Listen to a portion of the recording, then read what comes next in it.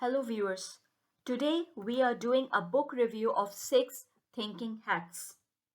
Edward de Bono is an author who is a consultant, psychologist, physician, and philosopher. He wrote this book in 1985. In this book, he introduced the concept of lateral thinking. Now, the question arises, what is lateral thinking?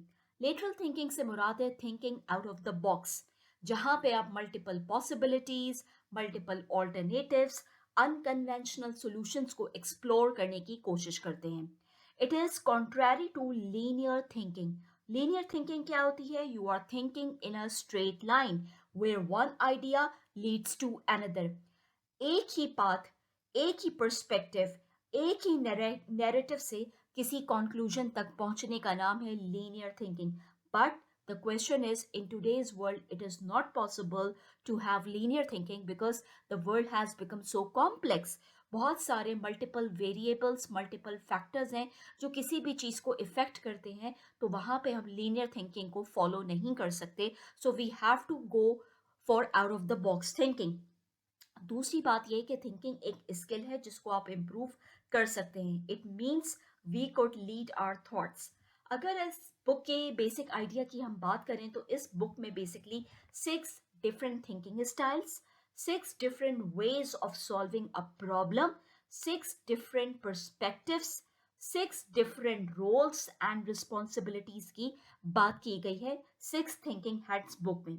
6 colours basically represent करते हैं direction of thinking को. यहाँ पे 6 colours को as a metaphor लिया गया है और कलर्स बेसिकली सिंबॉलिक हैं. You can wear the hats for collaborative thinking, healthy group discussions, problem solving, cost benefit analysis to increase productivity and increase the job satisfaction of the employees, or it can be any reason, any factor for the organization. By mentally wearing these heads आप अपने thoughts को, आप अपनी conversation को direct कर सकते हैं. अगर इस बुक के हम प्रॉस की बात करें या हम बेनिफिट्स की बात करें तो बेसिकली इस बुक से हमें ये लेसन मिलता है कि टीम मेंबर्स आपस के काउंटर प्रोडक्टिव बिहेवियर को मिनिमाइज कर सकते हैं, किसी भी मैटर को सिस्टमेटिकली एड्रेस किया जा सकता है, अवॉइड किया जा सकता है कन्फ्यूजन को, क्योंकि हम जानते हैं कि people are always in a hurry because they want to do so much at once. Team members आपस के कॉन्फ्लिक्ट ऑफ इंटरेस्ट को रिड्यूस कर सकते हैं. मल्टीफेसेटेड अप्रोच बेसिकली ये बुक हमें बताती है, यानी कि एक मैटर को different angles, different perspectives, different lens के साथ सोचा जा सकता है.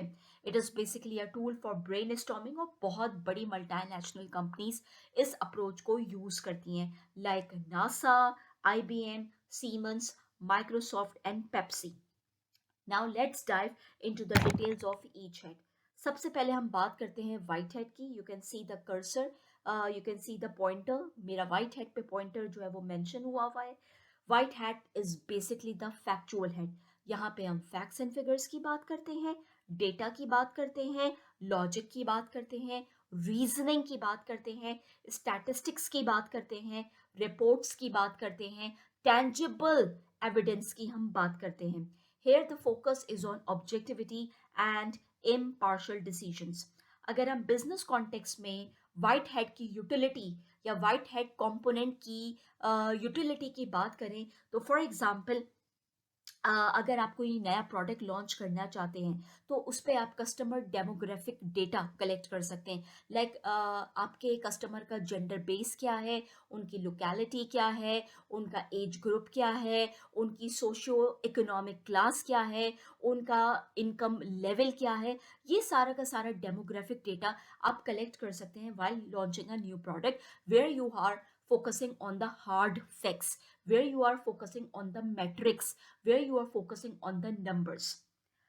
अगर हम सेकेंड हेड की बात करें, as you can see the pointer is headed towards the red head. Red head basically बात करता है हार्ट की. It is known as the head of the heart.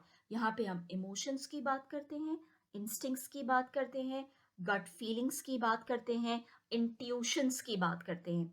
Basically subjectivity and feelings are the corner stone of red head approach. ठीक है. अच्छा जी, यहाँ पे एक बहुत इंपॉर्टेंट बात है जो कि समझना ज़रूरी है कि लेट पीपल टॉक, और उसके लिए उन्हें किसी भी जस्टिफिकेशन की, किसी भी डिफेंस की, किसी भी वैलिडेशन की ज़रूरत नहीं है। वो अपने इमोशनल रिएक्शंस को जो है एक्सप्रेस कर सकते हैं। अगर हम बिजनेस कॉन्टेक्स्ट में इसकी एग्जांपल लें तो फॉर इंस्टेंस, अगर आप कोई मार्केटिंग कैंपेन लॉन्च करना चाहते हैं या कोई प्रपोजल लॉन्च करना चाहते हैं, तो team members are allowed to express their reactions, concerns, likes, dislikes. तो ये बेसिकली रेड हेड की अप्रोच है। The third one is, as you can see the pointer is headed towards the black head. Black head को हम cautious head भी कहते हैं, black head को हम क्रिटिकल हेड भी कहते हैं। बेसिकली यहाँ पे हम वर्स्ट केस सिनेरियो को कंसिडर करते हैं।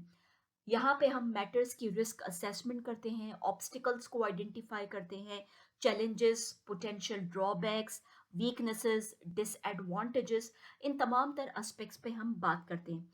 Basically here you are playing a devil's advocate. Devil's advocate से क्या मुराद, आप यहाँ पे क्रिटिकल हो जाते हैं। क्रिटिकल होने से मुराद ये है कि आप अपने प्लान के फॉर इंस्टेंस फ्लॉस को, डिफिकल्टीज को, डेंजर्स को, इन तमाम तर चीजों को फिगर आउट करते हैं। What if it doesn't work, ठीक है जी, ये वाली बात यहाँ पर हो गई।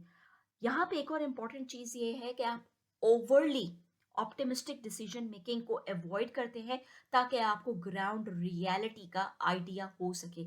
ये हैड बेसिकली एंटीथीसिस है स्टेटस को का, यानी कि आप नॉर्म्स को चैलेंज करते हैं, आप अपनी बाउंड्रीज को पुश करते हैं in the pursuit of creative problem solving. अगर हम बिजनेस कॉन्टेक्स्ट में ब्लैक हैट अप्रोच की एग्जांपल को डिस्कस करें, तो फॉर इंस्टेंस अगर आपने अपने बिजनेस को एक्सपेंड करना है, उसको स्केल अप करना है, तो वहाँ पे आप ये एनालाइज करेंगे कि आपके बिजनेस के पिटफॉल्स क्या हो सकते हैं। For example, cost of production increase हो जाएगी, कंपेटिटिव थ्रेट्स देखने को मिलेंगे, बजट कॉन्स्ट्रेंट्स आ सकते हैं, रेगुलेटरी इश्यूज फेस करने को मिल सकते हैं, रेगुलेटरी इश्यूज स्ट्रिक्ट हो सकते हैं, या प्रोडक्ट कैनिबलाइजेशन हो सकती है।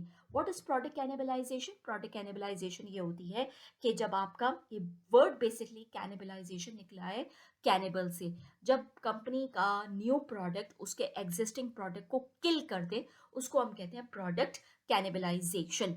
बहुत सारी कंपनीज ने इसको फेस किया है। लाइक सबवे में एक ज़माने में हुआ ये था कि उन्होंने 20 मिनट्स के ड्राइव पे सबवे आउटलेट्स खोल दिए थे। तो जो उनके न्यू आउटलेट्स थे, उनकी वजह से जो उनके एग्जिस्टिंग आउटलेट्स थे उनको बहुत बड़ा, जिसे कहना चाहिए, धचका मिला, और रेवेन्यूज इंक्रीज नहीं हुए, revenues on the contrary decline होना शुरू हो गए। यानी कि कंपनी के जो नया प्रोडक्ट था, जो नया आउटलेट था, उसने अपने एग्जिस्टिंग प्रोडक्ट को या आउटलेट को किल कर दिया। That is basically called product cannibalisation. यानी कि हम ब्लैक हैट में रिस्क को और कॉशंस को आइडेंटिफाई करते हैं। The next one is the yellow hat. You can see the pointer is headed towards the yellow hat. ये बेसिकली बात करता है ऑप्टिमिज्म की, ठीक है। A colour that transmits light and positivity, hope की बात करता है, मोटिवेशन की बात करता है। यहाँ पे हम एडवांटेजेस को एक्सप्लोर करने की बात करते हैं, अपॉर्चुनिटीज हो गई, वैल्यूज हो गई, स्ट्रेंथ्स हो गई, इन तमाम तर चीज़ों को एनालाइज किया जाता है। बेसिकली यहाँ पे आप बेस्ट केस सिनेरियो को कंसिडर करते हैं, इमीडिएट ऑब्स्टिकल्स के बियॉन्ड जाके लार्जर पिक्चर को एनालाइज करना। ये है बेसिकली कैन डू एटीट्यूड, या ये है बेसिकली येलो हैट की अप्रोच, ऑप्टिमिज्म आपको देता है। अच्छा, एक और चीज यहाँ पे येलो हैट में कंसिडर करना बहुत जरूरी है, सिर्फ ऑप्टिमिज्म जरूरी नहीं है, ऑप्टिमिज्म के साथ साथ आपने पॉसिबल आउटकम्स पे बात करनी है, आपने जो है वो फ्रेमवर्क पे बात करनी है, आपने जो है वो एविडेंसेस पे बात करनी है, आपने मैकेनिज्म पे बात करनी है। सिर्फ पॉजिटिव फीलिंग नहीं, that positive approach, that positive outcome, that positive mentality should be backed by evidence और एक्शन प्लान। इसको हम कहते हैं येलो हेड अप्रोच। ठीक हो गया। फॉर एग्जाम्पल, अगर हम बिजनेस कॉन्टेक्स्ट में अगर इसकी एग्जाम्पल को डिस्कस करें, अगर आप कोई न्यू पार्टनरशिप फॉर्म करना चाहते हैं, आप कोई जॉइंट वेंचर करना चाहते हैं, आप कोई मर्जर या एक्विजिशन करना चाहते हैं, तो आप उसके पोटेंशियल बेनिफिट्स को डिस्कस करेंगे। पोटेंशियल बेनिफिट्स को डिस्कस करने के साथ साथ आप उसका कोई लाहे अमल, कोई एक्शन प्लान भी बनाएंगे कि जिसके थ्रू आप अपने उस पॉजिटिविटी को, उन पोटेंशियल बेनिफिट्स को हासिल कर सकें। लाइक अगर आप जॉइंट वेंचर करते हैं तो आपके पास क्या क्या पॉसिबल आउटकम्स होंगे। आपकी कस्टमर बेस इंक्रीज हो जाएगी, आपका क्लाइंटियल इंक्रीज हो जाएगा, आपका आउटरीच इंक्रीज हो जाएगा, बेस्ट प्रैक्टिसेस को शेयर कर सकते हैं, आप रिसोर्सेज को शेयर कर सकते हैं, अपने और अपनी ब्रांड की विजिबिलिटी को भी बढ़ा सकते हैं। So that is basically the yellow head approach.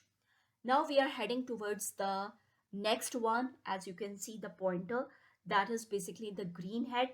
Green head को हम creative head भी बुलाते हैं. यहाँ पे possible है germination of new ideas, creativity, change, innovation, जहाँ पे आप number of alternatives, number of possibilities को figure out करने की बात करते हैं.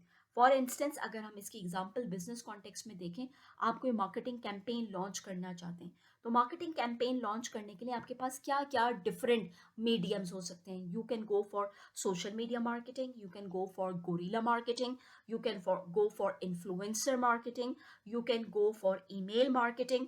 तो ये बेसिकली आपके पास डिफरेंट पॉसिबिलिटीज हैं मार्केटिंग कैंपेन को लॉन्च करने के लिए. Different creative ideas, attention grabbing ads बनाने के लिए आप अप्लाई करेंगे green head. Last but not the least, as you can see, this is the blue head. The pointer is heading towards the blue head. Blue head basically conductor head कहलाता है. ये आपकी overall thinking को control करता है.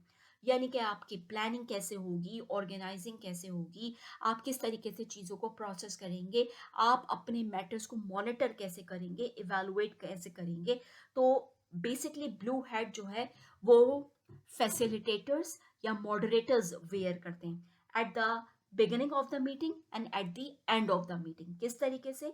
For example, अगर आप किसी मैटर को डिस्कस करना चाह रहे हैं, यानी कि आपके रेवेन्यूज डिक्लाइन कर गए, ठीक है जी, तो ब्लू हैट जो बंदा पहनेगा. अच्छा, एक और इम्पॉर्टेंट चीज, you are not physically wearing these heads. ये बात जाननी बहुत जरूरी है. You are basically mentally wearing these heads and focusing your mind, focusing your thoughts towards that particular perspective. ठीक हो गया? तो फॉर एग्जाम्पल बिजनेस कॉन्टेक्स्ट में आपने ये डिस्कस करना है कि हमारे Q4 में रेवेन्यूज डिक्लाइन क्यों कर गए. तो उसके लिए आप मीटिंग का एजेंडा सेट कर रहे हैं.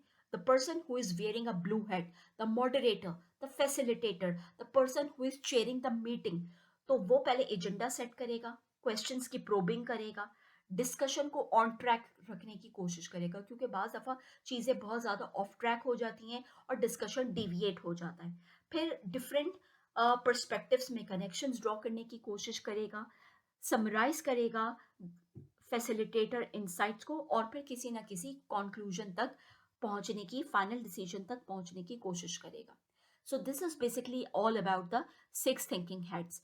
एक और इम्पॉर्टेंट एस्पेक्ट जो इन हेड्स के हवाले से समझने की ज़रूरत है, लोग अक्सर ये कहते हैं कि we need to understand the cultural implications, क्योंकि we are living in an inclusive society, we are living in a diverse society. तो हर कल्चर में जो कलर्स हैं उनकी इम्प्लीकेशंस अलग अलग तरीके से इंटरप्रेट होती हैं. Likewise if I give you the example of China, if a person is wearing a green hat, it means that person is having an unfaithful spouse. It's so weird, लेकिन एक उनकी एक कल्चर की ये एक जिसे कहना चाहिए अंडरस्टैंडिंग है. लाइकवाइज बहुत सारे लोगों का, क्रिटिक्स का ये ख्याल है कि आप ब्लैक हैट को रिप्लेस कर दें ग्रे हैट के साथ, because black colour should not be associated with fault finding और विद नेगेटिविटी. तो इस वजह से you can change the black hat, you can replace the black hat with the gray hat.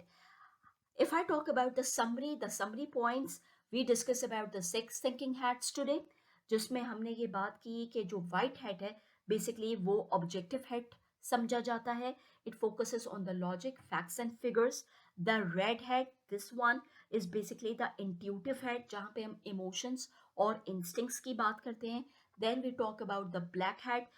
This is basically the cautious head, जहाँ पे आप negative outcomes को, या आप बेसिकली ऑब्स्टिकल्स को आइडेंटिफाई करते हैं। Then we have the yellow head, this is the optimistic head, जहाँ पे आप positive outcomes backed by the evidence and the action plan, उन तमाम तर चीज़ों को पॉइंट आउट करते हैं। Then we have the green head which is known as the creative head. Here the ideas, new ideas are generated, creative ideas are generated. Last but not the least is the blue head. This is the controlling head, जहाँ पे आप अपने thoughts को manage करते हैं, organise करते हैं, streamline करते हैं। So this is the crux of the book. Thank you.